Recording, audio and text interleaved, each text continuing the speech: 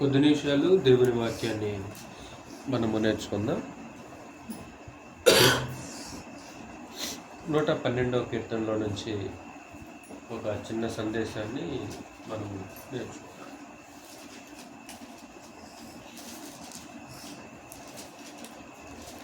యెహోవా యందు భయభక్తులు గలవాడు అనే అంశం గురించి కొద్ది నిమిషాలు మనం నేర్చుకుందాం.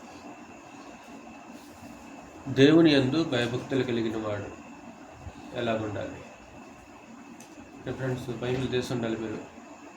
నువ్వు కూడా దేవుని యందు భయభక్తులు గలవాడు ఏం చేస్తాడు అనే సంగతుల గురించి మనం కొద్ది విషయాలు ఆలోచన చేద్దాం. 1 నుంచి నేను చదువుతాను. 112వ కీర్తన 1 నుంచి. యెహోవాను స్తుతించుడి, యెహోవా యందు భయభక్తులు గలవాడు ఆయన ఆజ్ఞలను బట్టి అధికముగా ఆనందించువాడు ధన్యుడు. వారి సంతతి వారు భూమి మీద బలవంతులగుదు. ఎవరి సంతతి వారు? యెహోవా యందు భయభక్తులు గలవాడు ఆయన ఆజ్ఞలను బట్టి అధికముగా ఆనందించువాడు. వారి సంతతి భూమి మీద బలవంతులగుదురు. యథార్థవంతుల వంశపు వారు దీవింపబడదురు. కలిమియు సంపదయు వాని ఎంట నుండును, వాని నీతి నిత్యము నిలుచును. యథార్థవంతులకు చీకటిలో వెలుగు పుట్టును. వారు కటాక్షమును వాత్సల్యతయు నీతియు గలవారు. దయాళులను అప్పిచ్చువారును భాగ్యవంతులు. న్యాయ విమర్శలో వారి వ్యాజ్యము గెలుచును.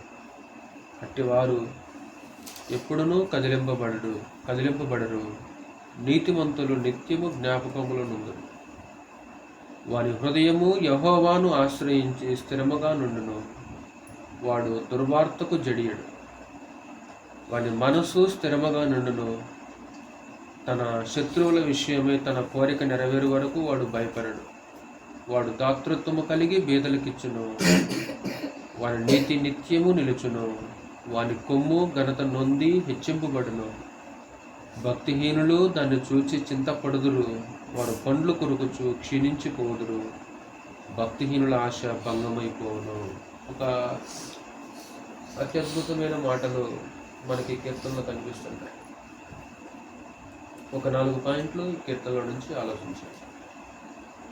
అంటే యెహోవా యందు భయభక్తులు గలవాడు ఏం చేస్తాడు అంటే, మొట్టమొదటివాడు యెహోవాని ఆశ్రయిస్తాడు. 4 పాయింట్లు ఆలోచించాను. యెహోవా యందు భయభక్తులు గలవాడు ఏం చేస్తాడు అంటే, కేవలం భక్తిపరులు అని పేరు చెప్పుకుంటే సరిపోదు. నేను కూడా దేవుణ్ణి నమ్ముకున్నామని చెప్పుకుంటే సరిపోదు. అంటే భక్తి కలిగిన వాడు ఏం చేస్తాడు, దేవుణ్ణి నమ్ముకున్నవాడు ఏం చేస్తాడంటే, 7వ వచనంలో వారి హృదయము యెహోవాను ఆశ్రయించి స్థిరముగా నుండును. అంటే మొట్టమొదటి అతను ఏం చేస్తాడు, దేవుణ్ణి ఆశ్రయిస్తాడు, యెహోవాను ఆశ్రయిస్తాడు. అంటే మనుషుల్ని ఆశ్రయించడు, మనుషుల్ని ఆశ్రయించడు. తనకు కలిగి ఉన్న కలిమిని ఆశ్రయించాడు. 123వ కీర్తన కూడా చూడండి ఒకసారి. ఒక మంచి మాట మనకు ఇక్కడ కనిపిస్తుంది. 123వ కీర్తన 1, 2 వచనాలు చదవండి ఒకసారి. 123వ కీర్తన 1, 2 వచనాలు.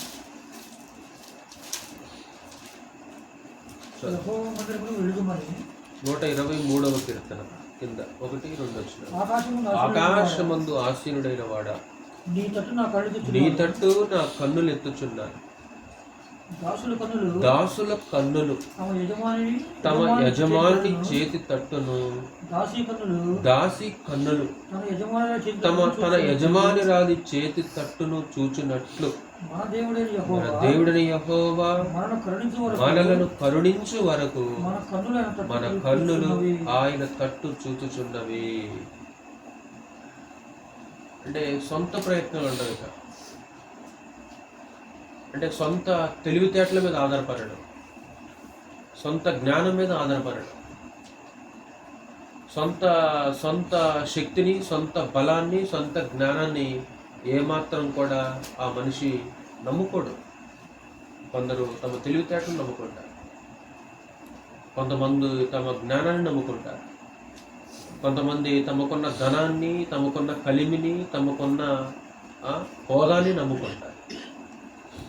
కానీ యెహోవా యందు భయభక్తులు గలవాడు మాత్రము ఎవరు నమ్ముకుంటాడు? దేవుణ్ణే నమ్ముకుంటాడు, దేవుణ్ణే ఆశ్రయిస్తాడు. మనుషులను ఆశ్రయించడాడు, మనుషులను ఆశ్రయించడు, మనుషుల వైపు చూడడు. ఇర్మీయా గ్రంథంలో మీకు తెలిసిన మాటే కదా. ఒకసారి ఇర్మీయా గ్రంథము 17వ అధ్యాయంలో కూడా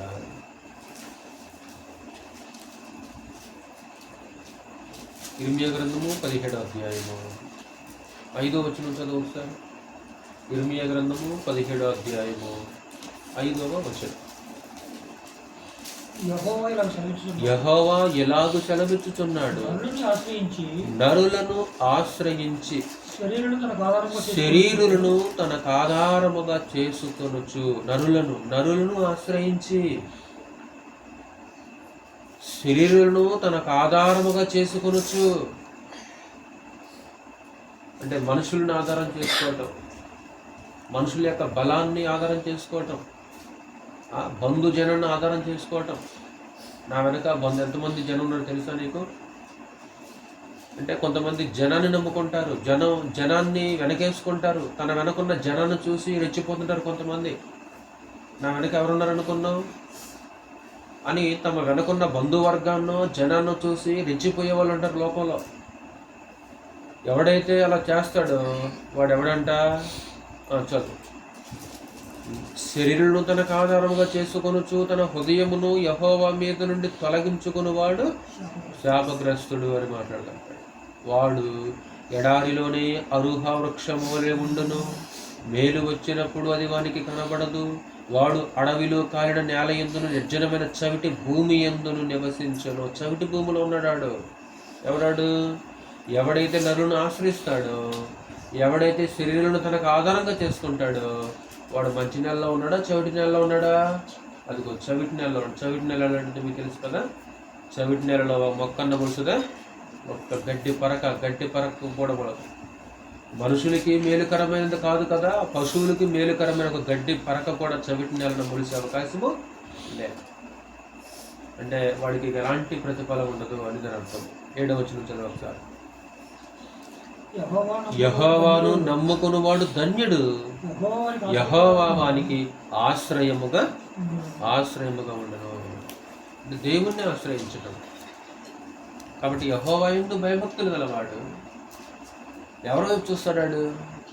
వాడి కళ్ళు, వాడి ఆలోచనలు, వాడి దృష్టి ఎవరి వైపు ఉంటుంది? కొందరు తమ ధనాన్ని నమ్ముకుంటారు. కొంతమంది బైబిల్లో కూడా ఒక మాట అన్నాడు, ధనాన్ని మనసును నమ్ముకునేవాడు అంటే పాడైపోతున్నాడు. కొంతమంది మనసును నమ్ముకుంటారు. నేను ఎవరి మాట విన్నా, నా మనసు ఏం చెప్తే తింటారంట. బైబిల్ ఒప్పుకోదు మరలా. ఎందుకంటే మనసు ఎల్లవేళలా కరెక్ట్గా చెప్పుద్దా? మనసు ఎల్లవేళ ఎందుకు కరెక్ట్గా చెప్పుద్ది? మనుషులు మనం అసలు స్వార్థపరులు అయితే మన స్వార్థాన్ని కూడా చేసి మనం ఏమనుకుంటాం? నాకేం అనిపించలేదు అన్న తప్పు. నీ మనసు నమ్ముకుంటే నీకు తప్పు అనిపించదు. వాక్యం దగ్గరకు వచ్చేస్తే అప్పుడు తప్ప ఒప్పు అనేది తెలుసుంటాను. వాక్యం నమ్ముకోవాలి, నువ్వు దేవుని నమ్ముకోవాలి. ధనాన్ని మనసును నమ్ముకొని దాన్ని ఆశ్రయించేవాడు పాడైపోతాడు. కాబట్టి యెహోవా యందు భయభక్తులు గలవాడు యెహోవాను ఆశ్రయిస్తున్నాడు. అందుకే మనుషులు నమ్ముకోవటం కంటే ఎవరు నమ్ముకోవటం మేలంటాడు. చదువు ఒకసారి. 118వ కీర్తనలోకి వచ్చండి ఒకసారి. 118వ కీర్తన 5వ వచనం 8వ వచనం వచ్చాం. 118వ కీర్తన 5 నుంచి 8 వచ్చిన.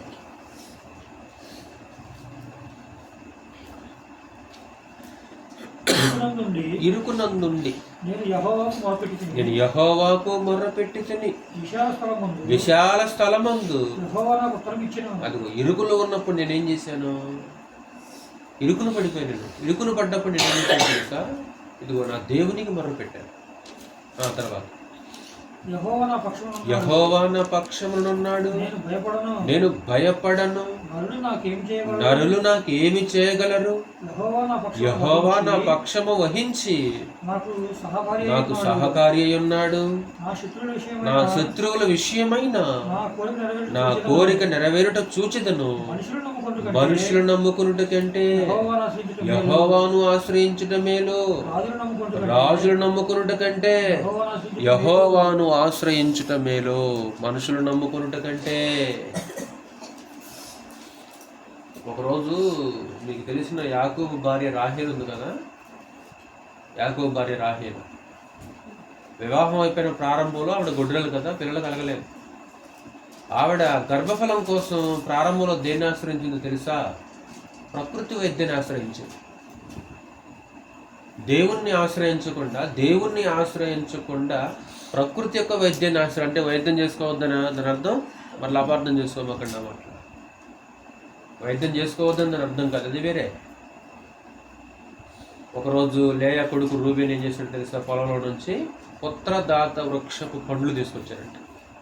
పుత్రదాత వృక్షపు పండ్లు తీసుకుని వచ్చేసి ఆవిడేం చేసింది? రాహేలు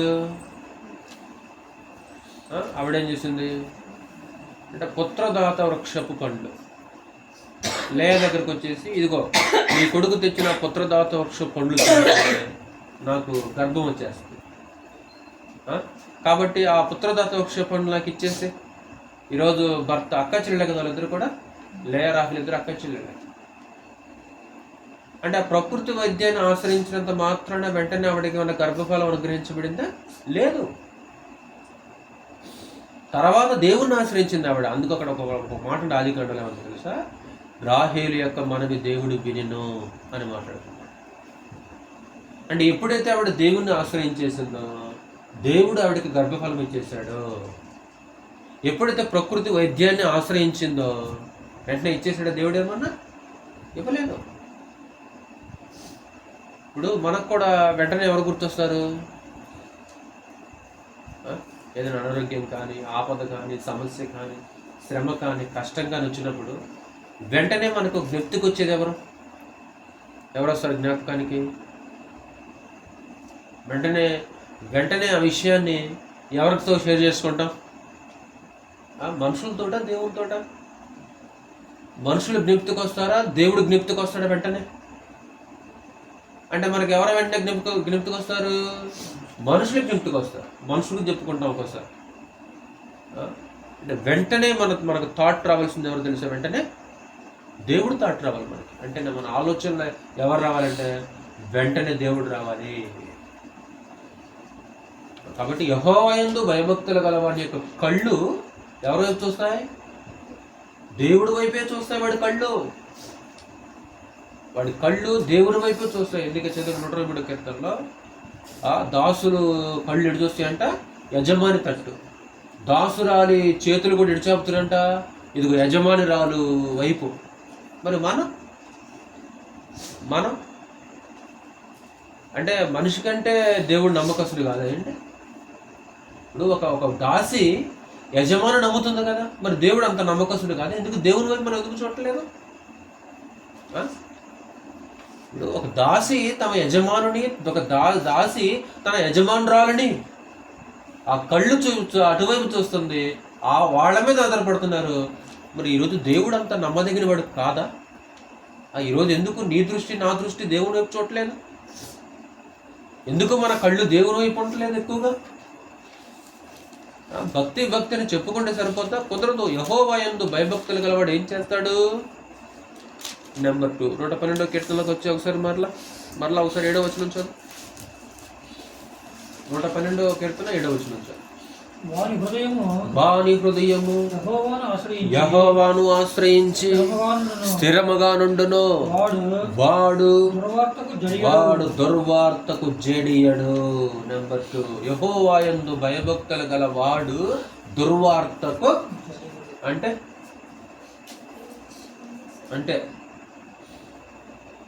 దుర్వార్త అంటే ఏంటి? యెహోవా యందు భయభక్తులు గలవాడంట దుర్వార్తకు జడియడు, భయపడిపోడు, కదలడు. కష్టకాలంలో కాబట్టి కష్టకాలంలో, కష్ట సమయంలో ఆ మనిషి ఏం చేస్తాడంటే కదిలిపోడు. సామెతల గ్రంథం 1వ అధ్యాయం చూడు ఒకసారి పక్కనే. సామెతల గ్రంథం 1వ అధ్యాయంలో, యెహోవా యందు భయభక్తులు కలిగి ఉన్నావా నువ్వు? అవునా, నాలో భక్తి ఉందనా? ఉంటే ఏం చేయాలి మరి? ఉంటే ఏం చేయాలంటే ఇదిగో దుర్వార్తకు జడియడు. ఒక్కొక్కసారి శుభవార్తలతో పాటు మనం ఒక్కోసారి ఏ వార్తలు వింటుంటాం? దుర్వార్తలు కూడా వింటుంటాం. శుభవార్త విన్నప్పుడేమో గంతులు వేస్తుంటాం, ఎంతో ఆనందం, చప్పట్లు కొట్టేస్తుంటాం. మరి దుర్వార్త వింటే 1వ అధ్యాయము 33వ వచనం. సామెతల గ్రంథము 1వ అధ్యాయం 33వ వచనం చదువు. నా ఉపదేశమును అంగీకరించువాడు సురక్షితముగా నివసించును. వాడు కీడు వచ్చుచున్న భయము లేక నెమ్మదిగా నుండును. వాడికి భయపడడు. కీడు వస్తుందని తెలిసినా సరే భయపడడు. 1:33 చూడమన్నా, రెఫరెన్స్ చూడమన్నా నేను. 1:33 ఎక్కడ ఉంది? సామెతల గ్రంథం 1వ అధ్యాయం 33వ వచనం. 1వ అధ్యాయం 33వ వచనం. నా ఉపదేశమును అంగీకరించువాడు సురక్షితముగా నివసించును. వాడు కీడు వచ్చుచున్న భయము లేక నెమ్మదిగా నుండును. ఎలా ఉండంటే నెమ్మదిగా ఉంటా కదా. కీడు వస్తుందన్న కదలదా మనిషి. ఏం జరిగింది? ఒక రోజు, నెల రోజులు, మీకు తెలిసిన ఉదాహరణ, నెల రోజులు దర్యావేషకు తప్ప ఏ మనిషికి కానీ ఏ దేవునికి కానీ మనవి చేయకూడదు, ప్రార్థన చేయకూడదు, నమస్కారము చేయకూడదు. ఎన్ని రోజులు? నెల రోజులు. ఎవడైనా సరే ఈ శాస్త్రాన్ని అతిక్రమించేసాడు అనుకో, ఆయన తీసుకెళ్ళి ఎక్కడ పడేయాలా? సింహాల గుహలో పడేసేయాలి. అట్టి శాసనము సంతకము చేయబడినని దానియేలు తెలుసుకొనినను ఏం చేశాడు? గుర్తుందా? అట్టి శాసనము గుర్తులేదా? చదవలేదు ఇప్పుడు.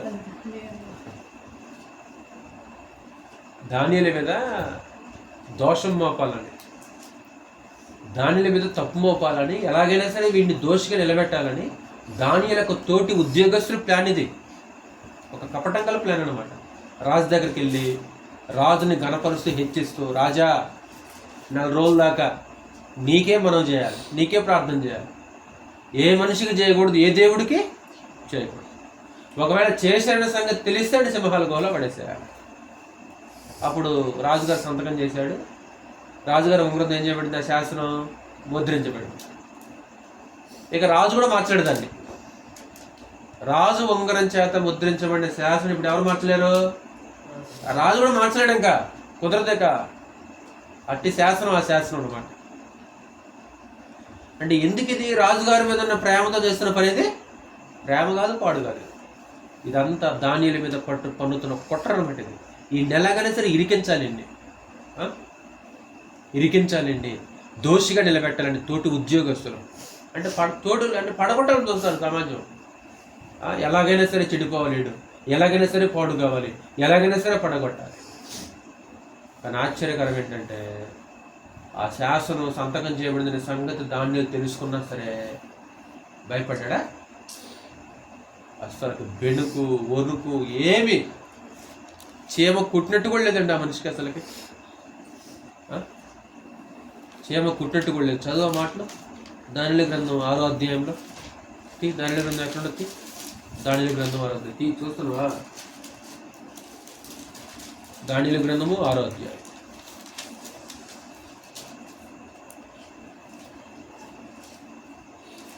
మీకు తెలిసిన మాటే కదా, తెలిసిన సంగతే కాబట్టి నేను దాన్ని జ్ఞాపకం చదవట్లేదు. 10వ వచనం చదువు. అసలు విషయం దానియేలు గ్రంథం 6వ అధ్యాయం 10వ వచనంలో ఏం చేశారంటే ఆయన, ఇట్టి శాసనము సంతకము చేయబడినని దానియేలు తెలుసుకొనినను అతడు తన ఇంటికి వెళ్ళి యథాప్రకారముగా అనుదినము ముమ్మారు మోకాళ్ళుని తన ఇంటి పైగది కిటికీలు యెరూషలేము తట్టునకు తెరవబడి ఉండగా తన దేవునికి ప్రార్థన చేయొచ్చు. అంటే సంతకం చేయబడిన సంగతి తెలుసుకోడా, ఈ వార్త తెలుసుకోడా ఏమ్మా, అర్థమవుతుందా? కాబట్టి నువ్వు ప్రార్థన చేస్తే ఖచ్చితంగా సింహాలు పడేస్తున్న సంగతి తెలుసుకోడా. అంటే ఒక దుర్వార్త, అది శుభవార్త కాదు అది. ఇప్పుడు ఆ దుర్వార్తకు దానిలో భయపడిపోయాడా? యథావిధిగా ఏం జరగనట్లే అంటే ఏంటి ధైర్యం ఏంటి? ఈరోజు చిన్న కష్టం వచ్చేసింది కనుక మనం ఏమైపోతాం? చిన్న కష్టం వస్తే మనం ఏమైపోతాం? ఈరోజు కదిలిపోతున్నాం. దుర్వార్తకు జడియడు యెహోవా యందు భయభక్తులు గలవాడు. ఉందా? భక్తి ఉందా నీకు? పేరు చెప్పుకుంటున్నావు భక్తి ఉందని. ఈరోజు భక్తి ఉందని పేరు చెప్పుకుంటున్నాం తప్ప చిన్న కష్టం రాగలనే ఇప్పుడు ఎందుకు వచ్చింది కష్టం? ఇక ప్రపంచంలో ఎవరో కష్టాలు పడనట్లు ఇక మనకే కష్టం వచ్చినట్లు ఒకసారి మనం ఏం చేస్తుంటాం? ఇక ప్రపంచంలో ఎవరికి లేవండి, నాకే ఉన్నాయి అంటారు కొంతమంది. అయితే అలా ఫీల్ అయిపోతున్నారు కొంతమంది. ఇంకెవరికి లేవా ప్రపంచంలో కష్టాలు? ఎందుకు వచ్చింది కష్టం అనేది ఆలోచించాలి నువ్వు. ఇది నా విధేయతకు పరీక్ష, లేకుంటే నా అవిధేయతకు శిక్ష ఇది. ఇప్పుడు ఇంతకీ దానియేలు అవిధేయుడా? అవిధేయుడు అతనికి ఏమైనా శిక్ష వచ్చిందా? కాదు. ఈ భూలోకంలో యెహోవాయే దేవుడు తప్ప మరొక దేవుడు లేడు అనే సంగతి చాటించడానికి వచ్చింది అది. ఎప్పుడైతే ఆ చర్య ద్వారా ఒక అన్యుడు దేవుని అద్భుతంగా స్తుతించినట్లు మనం చూడగలము. కాబట్టి యెహోవా యందు భయభక్తులు గలవాడు. రెండోది ఏం చేయడంట? చెప్పాలి పాయింట్లు. ఒకటి, యెహోవానే ఆశ్రయిస్తాడు. రెండు, దుర్వార్తకు జడియడు, భయపడు. ఒకరోజు పౌలు చివరగా ప్రయాణం చేసుకుంటూ ఒక ప్రాంతానికి వచ్చేసి ఇలా సహోదరుల మధ్యలో కూర్చొని, అంతలోకి ఒక ప్రవక్త వచ్చేసి వాళ్ళ మధ్యలోకి. పౌలు నడికట్టు కట్టుకుంటారు కదా, ఒక టవల్ తోటి నడికట్టు. ఆ పౌలు నడికట్టు తీసుకొని కాళ్ళు చేతులు బంధించుకొని ఆ ప్రవక్త అలా పడిపోయాడు అందరూ. ఏంటిది అర్థమవుతుందా? అందరు ఇలా సహోదరులందరూ గదిలోకి వచ్చున్నారు. ఒక ప్రవక్త వచ్చేసాడు లోపలికి. పౌలు నడికట్టు లాక్కొని ఆ ప్రవక్త ఏం చేశాడు? ఆ నడికట్టుతోటి కాళ్ళు చేతులు బంధించుకున్నాడు. ఇంతకు ఏంటి ఈ సూచన ఏంటి? ఏం చేస్తున్నావు అంటే, ఇదిగో ఈ నడికట్టు గల మనుషుల్ని యెరూషలేము పట్టణంలో ఏం చేస్తారు? బంధించి అన్ని జనులకు అప్పగించేస్తారు. అంటే పౌలుకి ఎలాంటి గతి సంభవించబోతుందో దేవుడు ప్రవక్త ద్వారా తెలియజేశాడు. అందరూ ఏడుస్తున్నారు సహోదరులందరూ. నువ్వు యెరూషలేము పట్టణం పోవద్దు, నువ్వు మా మధ్యనే ఉండాలా. ఏమన్నాడు పౌలు? భయపడిపోతే, అమ్మో నిజమే నాయను, నేను యెరూషలేము పట్టణం పోతే నన్ను బంధించేస్తారు, చేస్తాడు అనుకున్నాడా? ఏమాత్రం అనుకోలే మనిషి. ఏమన్నాడు? మీరు ఏడ్చి నా గుండెలు బద్దలు చేసేది ఎలా? ఎందుకు మీరు ఏడుస్తున్నారు? ప్రభు నామ నిమిత్తము బంధించుటకు మాత్రమే కాదు కదా, చనిపోవడానికి కూడా నేను. ఏమి భయం, వణుకు ఏమీ లేదా మనిషిలో. చదువు సార్ అపోస్తలుల కార్యములు. మీరు గ్రంథం చదువుతుంటే ఈ విషయాలు మీకు తెలుస్తుంటాయి. అప్పుడు నేను ఎప్పుడైనా జ్ఞాపకం చేస్తున్నప్పుడు మీకు అర్థమవుతుంది. 10వ వచనం, 21వ అధ్యాయం. అపోస్తలుల కార్యములు 21వ అధ్యాయం 10వ వచనం. దుర్వార్తలకు భయపడిపోయే వాళ్ళు కాదు, దేవుని యందు భయభక్తులు కలిగిన వాళ్ళు. అపోస్తలుల కార్యములు 21:10 చదివేటప్పుడు చూడు. ఉండగా ఒక ప్రవక్త వచ్చాడు. వచ్చి పౌలు నడికట్టు తీసుకొని కట్టుకొని యెరూషలేములోనే యూదులు ఈ నడికట్టు గల మనుషుల్ని ఇలాగ బంధించి అన్యజనుల చేతికి అప్పగింతురని. ఈ నడికట్టు గల మనుషులు అంటే పౌల్ని బంధించి యూదులు ఏం చేయబోతున్నారు? అన్యులకు అప్పగించేస్తారు. ఈ మాట విన్నప్పుడు చదువు. ఈ మాట విన్నప్పుడు ఈ మాట విన్నప్పుడు మేమును అక్కడ వారును యెరూషలేముకు వెళ్ళవద్దని అతన్ని బతిమాలుకుంటువి గాని, అదిగో సహోదరులు కదా, ప్రేమ కదా, అయ్యా వెళ్ళొద్దాయా, నువ్వు యెరూషలేము పట్టణం పోవద్దాయా, పోతే నీ కీడు జరుగుద్దాయా. మరి అతను ఏమన్నాడు మరి పౌలు, ఇదెందుకు మీరు ఏడ్చి నా గుండె బద్దలు చేసేదరేలా, నేనైతే ప్రభువైన యేసు నామము నిమిత్తము యెరూషలేములో బంధింపబడుటకు మాత్రమే గాక చనిపోవుటకు సిద్ధముగా ఉన్నా. ఏంటి అసలు మీరు భయం ఉన్నానికి? సహోదరులు భయపడుతున్నారు, ఆయన భయపట్ల. విచిత్రం చూడండి, తోటి సహోదరులకు భయం, ఎంతో బాధపడుతున్నారు, కానీ అతనికి మాత్రం లేదు. అసలు బంధించబడని కాదురా బాబు, సరిపడగా నేను సిద్ధంగా ఉన్నా. జడియల భయపడకూడదు. ఈరోజు మనం కూడా ఏం చేయాలంటే, ఒక దుర్వార్త ఒకసారి కష్టకాలాలు వస్తుంటాయి మన జీవితంలో, కష్ట సమయాలు ఎదురవుతుంటాయి మన జీవితాల్లో. పగలనక రాత్రి ఉన్నట్లు ఖచ్చితంగా సంతోషం ఉంటుంది, కష్టం ఉంటుంది, ఖచ్చితంగా వస్తుంది. ఎప్పుడు పగలే ఉంటుందా? ఎప్పుడు పగలు ఎందుకు ఉంటుంది? ఎప్పుడు రాత్రి ఉంటుందా? రాత్రి ఉండదు కదా. పగలు రాత్రి ఎలాగో ఈ భూనివాస కాలంలో ప్రతి మనిషి జీవితంలో కష్ట సుఖాలు అనేవి కూడా పగలు రాత్రి లాంటివే. కష్ట సుఖం, కష్టము సుఖము పగలు రాత్రి లాంటివి. భూమి ఉన్నంత వరకు పగలు రాత్రి ఉంటాయి. అలాగే మనిషి బ్రతికినంత కాలం కూడా కష్ట సుఖాలు అనేవి పగలు రాత్రి లాంటివి రెండు ఉంటాయి. ఆ కష్టకాలంలో యెహోవా యందు భయభక్తులు గలవాడు ఏం చేయడు? దుర్వార్త. ఒకసారి వార్తలు ఎలా చూస్తున్నాం మనం, దుర్వార్తలు రాలి. నీకు ఒక శుభవార్త చెబుతా అంటారు ఫోన్ చేసి, నీకు దుర్వార్త చెబుతా అంటే ఏంటప్పుడు ఎలా స్పందిస్తాం మనం? ఏంటి ఆతృత కదా. శుభవార్త అంటే నీకు శుభవార్త చెప్పాలి, నీకు ఒక దుర్వార్త అన్నప్పుడు కూడా అంతే గుండె నిబ్బరంగా ఉంటుందా? శుభవార్త అన్నప్పుడేమో ఎదురు చూస్తుంటావు, మరి దుర్వార్త అన్నప్పుడు మాత్రం నిబ్బరంగా ఉండదు మనకి. అంటే మన స్వార్థపరులు, మనకి ఎప్పుడు ఏం కావాలి? మనకి ఎప్పుడు సుఖాలు సంతోషమే కావాలి. నెంబర్ 3 కీర్తన గ్రంథంలోకి వచ్చాయి. నెంబర్ 112వ కీర్తన 8వ వచనం. నెంబర్ 3. వాని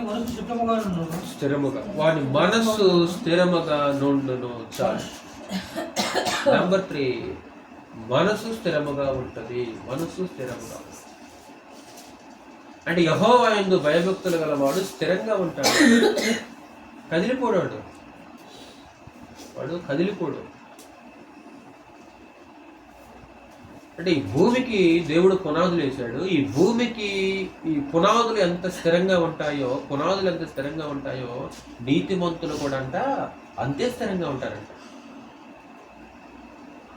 అంటే నీతిమంతుల్ని ఏది కదిలించలేదు. నీతిమంతుల్ని, దేవుని యందు భయభక్తులు గల వారిని ఏది కదిలించలేదు. వారు ఆ నీతిమంతులు పడిపోయేలాగా ఎవరు ఏది కూడా చేయలేదు. అంటే వాడు ఎలాగుంటాడు? పైన 6వ వచనం కూడా చదువు ఒకసారి. పైన 6వ వచనం, అట్టివారు ఎప్పుడునూ కదిలింపబడరు. కదిలించబడటం అంటే ఏంటి? అర్థం ఏంటి ఇంతకీ? అంటే యెహోవా యందు భయభక్తులు గలవారు కదలరంట. కదలరంటే అర్థం ఏంటి?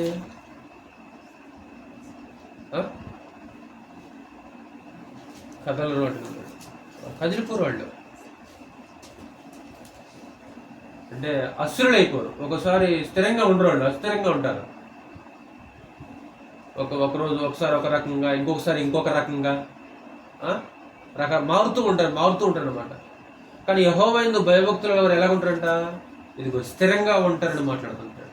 125వ కీర్తన చూడు ఒకసారి. 125వ కీర్తన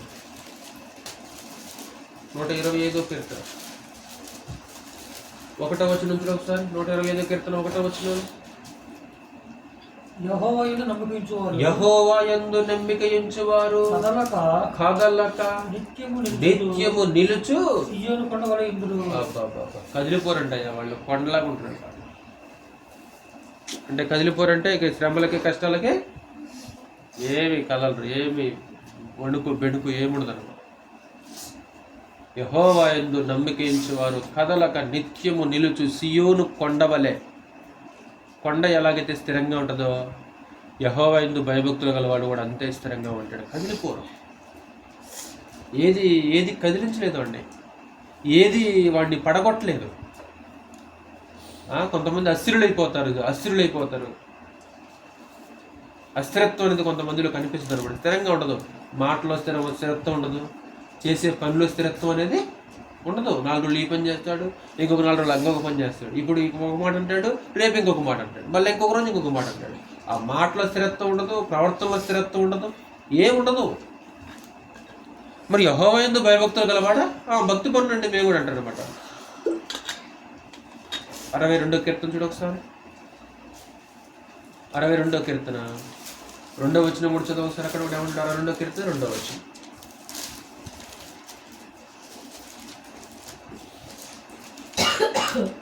ఎత్తైన నా కోట ఆయనే. 62వ కీర్తన 2వ వచనం. ఆయనే నా ఆశ్రయ దుర్గము, ఆయనే నా రక్షణకర్త, ఎత్తైన నా కోట ఆయనే, నేను అంతగా కదిలింపబడను. 6వ వచనం. ఆయనే నా ఆశ్రయ దుర్గము, నా రక్షణ ఆధారము, నా ఎత్తైన కోట ఆయనే, నేను కదిలింపబడను. అటు ఇటు కొట్టుకొని పోరు, అస్థిరత అనేది ఉండదు అందులో. 57వ కీర్తన 7వ వచనం కూడా చూడు. 57వ కీర్తన 7వ వచనం. నా హృదయము నిబ్బరముగానున్నది, దేవా నా హృదయము నిబ్బరముగానున్నది.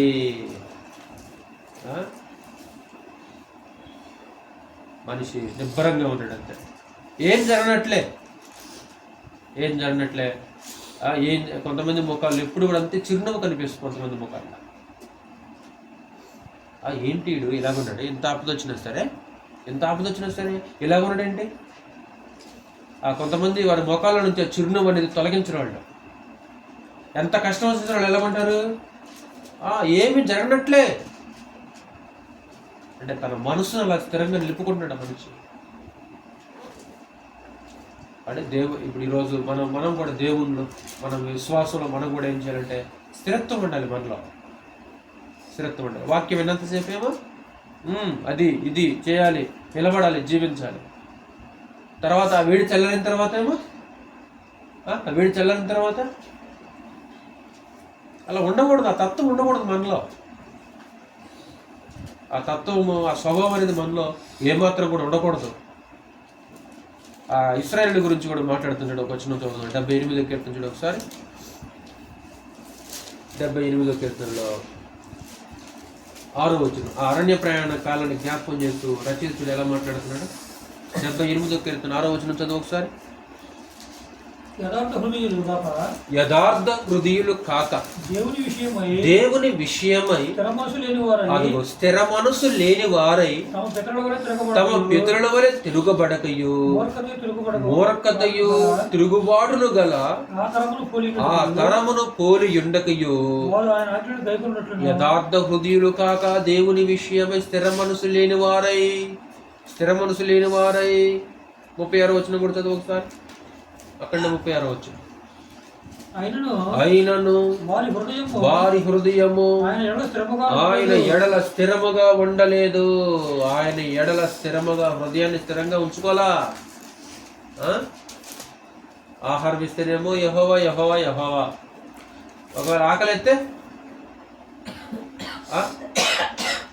దాహం వేస్తే నీళ్ళు ఇచ్చాడు సమృద్ధిగా, యెహోవా యెహోవా యెహోవా.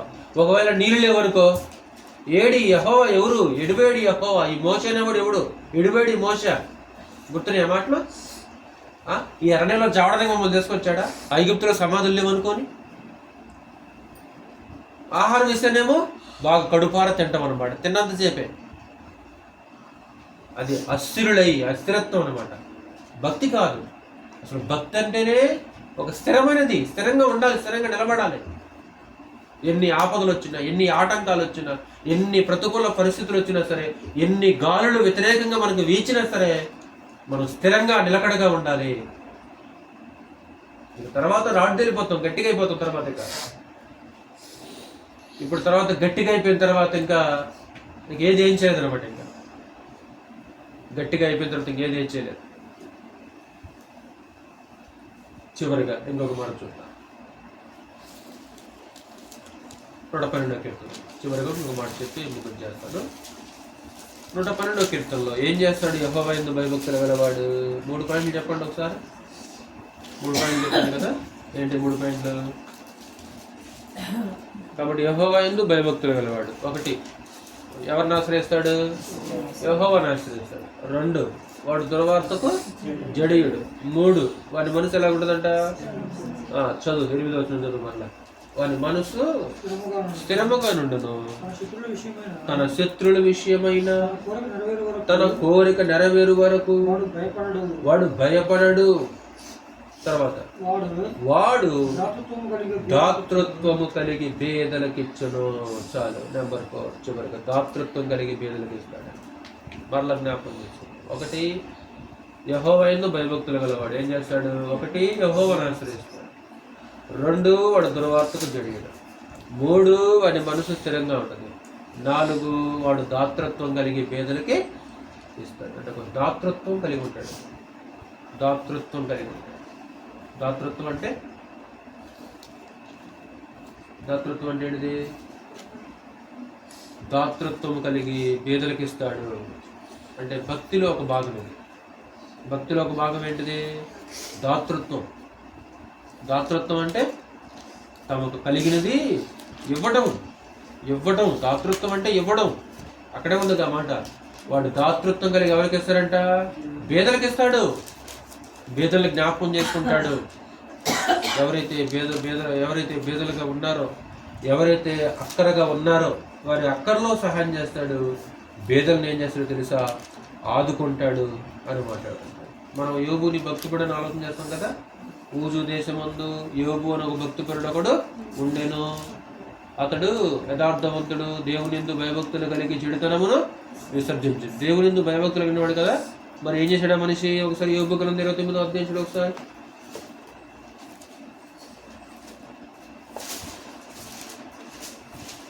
రెండవ వచనం చదువు. యోబు గ్రంథం 29వ అధ్యాయం. ఎక్కడ యోబు గ్రంథం? కీర్తనకు ముందుండొచ్చు. యోబు గ్రంథం 29వ అధ్యాయం 2వ వచనం చదవా.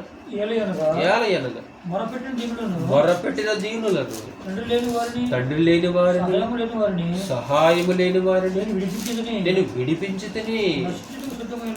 నశించుటకు సిద్ధమయ్యున్న వారి దీవెన నా మీదకి వచ్చెను. విధవరాండ్ర హృదయమును సంతోషపెట్టి తిని. ఏం చేశాడంటేనా? ఏం చేశాడంటేనా?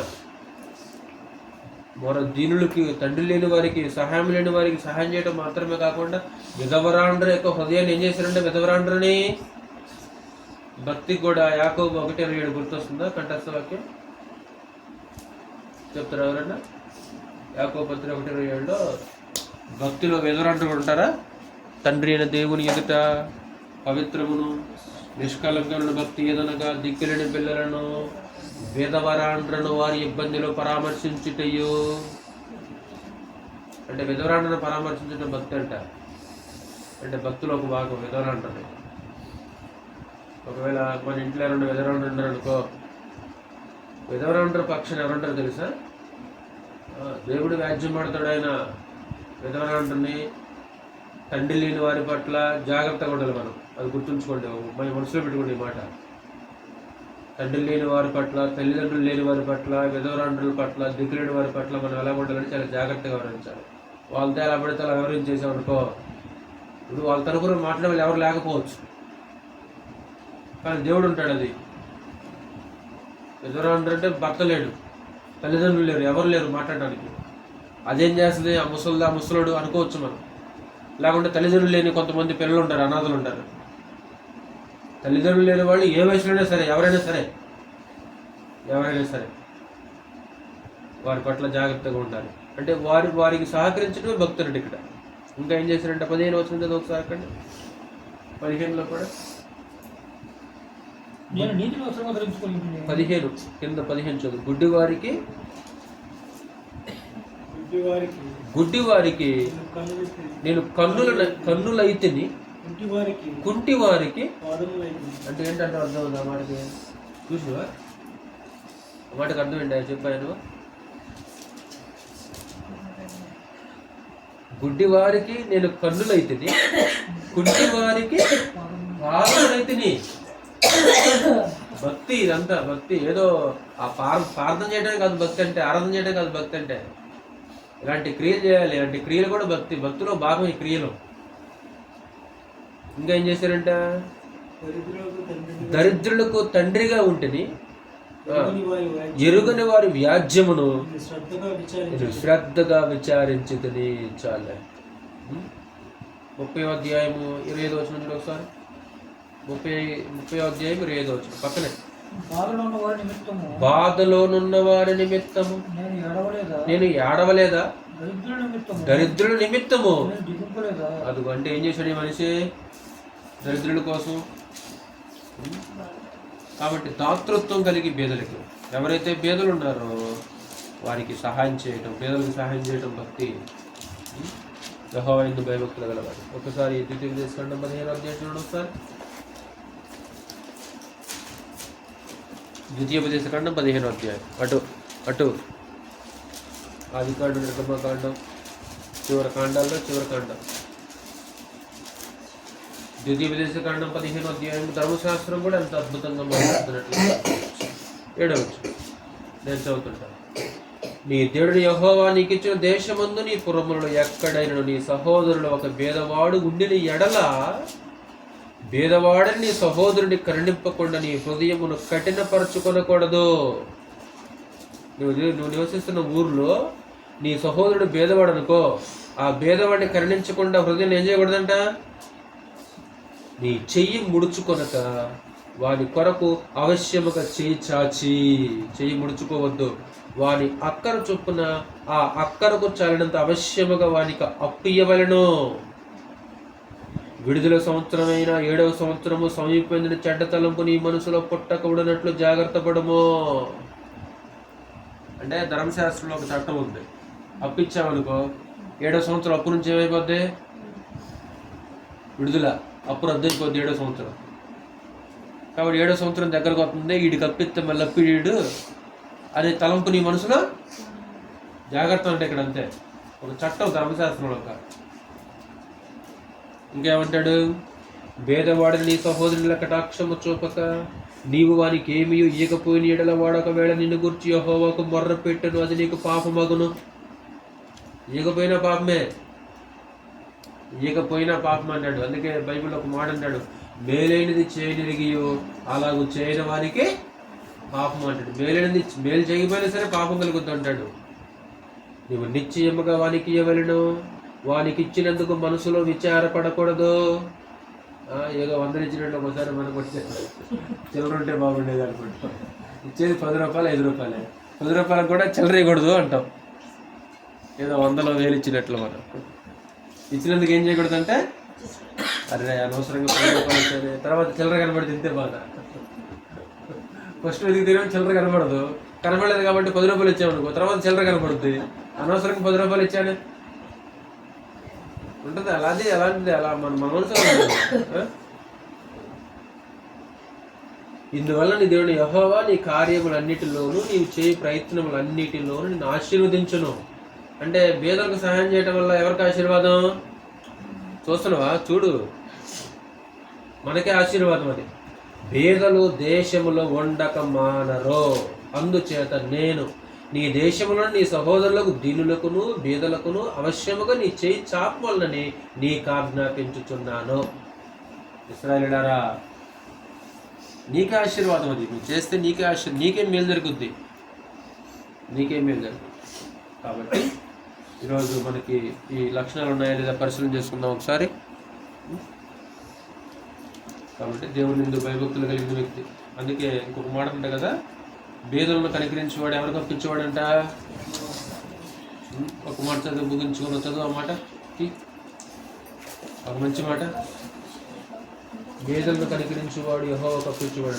సామెతల గ్రంథము 19వ అధ్యాయం. దేవునికి అప్పేయటం చిన్నడా ఎవరికి అప్పీయటం? మనుషులకు కాదు అప్పీయటం. ఎవరికి? ఇటు దేవునికి. దేవునికి అప్పు ఎలాగేయచ్చు? దేవునికి అప్పియొచ్చు అంటే మనం దేవునికి అప్పిచ్చామనుకో మనం తిరిగి దేవుడు మనకి రెట్టింపు ఇచ్చేస్తున్నాడు. అంటే దేవునికి మనం అప్పు ఎలా ఇయ్యగలం చెప్తున్నాడు ఇక్కడ 19 వచ్చిన చదువు. బేదలను కనికరించువాడు యెహోవాకు అప్పిచ్చువాడు వాని ఉపకారమునకు. అది మనుషులు మర్చిపోతారు, దేవుడు మర్చిపోడు ఉపకారం. అంటే బేదలకు ఇచ్చామనుకో, బేదలకు సహాయం చేసామనుకో ఎవరికి అప్పించినట్లు? యెహోవా దేవునికి అప్పించినట్లు. మన ఎంత భాగ్యం. బేదలంటే ఎవరు?